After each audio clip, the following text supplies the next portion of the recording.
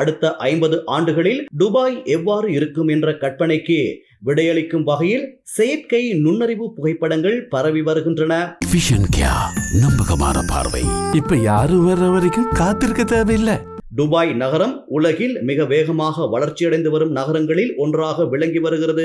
உலக அளவில் நவீன தொழில்நுட்பங்களும் எதிர்கால பயன்பாட்டு சாதனங்களும் அறிமுகம் செய்யப்படும் முக்கிய மையமாக துபாய் இருந்து வருகிறது. குறிப்பாக இங்குள்ள டிஜிட்டல் தொழில்நுட்பம் மற்றும் ஸ்மார்ட் நடைமுறைகள் உலக அளவில் முன்னணி நாடுகளுடன் ஒப்பிடும் அளவுக்கு வளர்ச்சியடைந்துள்ளன. இவ்வாறு நாளுக்கு நாள் வளர்ச்சியடைந்து வரும் துபாய் நகரம் அடுத்த 50 ஆண்டுகளில் எப்படி இருக்கும் என்ற கேள்விக்கு மனிதர்கள் தங்கள் கற்பனையாற்றலின் வரம்புக்குள் மட்டுமே சிந்தித்து பார்க்க முடிகிறது. ஆனால் அப்போது துபாயின் கட்டமைப்பு எப்படி இருக்கும் என்பதை செயற்கை நுண்ணறிவு தொழில்நுட்பம் படம் பிடித்து காட்டியுள்ளது. சீனாவில் பெய்து வரும் கடும் மழை காரணமாக பல நகரங்கள் வெள்ளத்தில் மூழ்கியுள்ளன. இதனால் சுமார் 6 லட்சம் பேரின் இயல்பு வாழ்க்கை முற்றாக பாதிப்படைந்துள்ளது.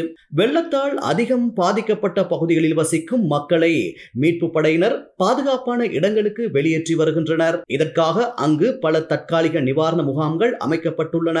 பிலிப்பைன்ஸில் பெய்து வரும் கடும் மழை காரணமாக ஏற்பட்ட வெள்ளம் நிலச்சரிவில் சிக்கி 33 பேர் உயிரிழந்துள்ளனர். குறிப்பாக அந்நாட்டின் பேட்டன் மாகாணத்தில் உள்ள தலைநகர் மணிலா, கல்பர்ஷன், லூசன் ஆகிய நகரங்களில் கடும் மழை பெய்து வருகிறது.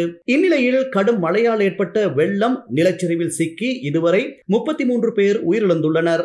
மேலும் பலர் படுகாயமடைந்துள்ளனர். இதையடுத்து மீட்பு நடவடிக்கையில் தேசிய பேரிடர் மேலாண்மை குழுவினர் ஈடுபட்டு வருகின்றனர்.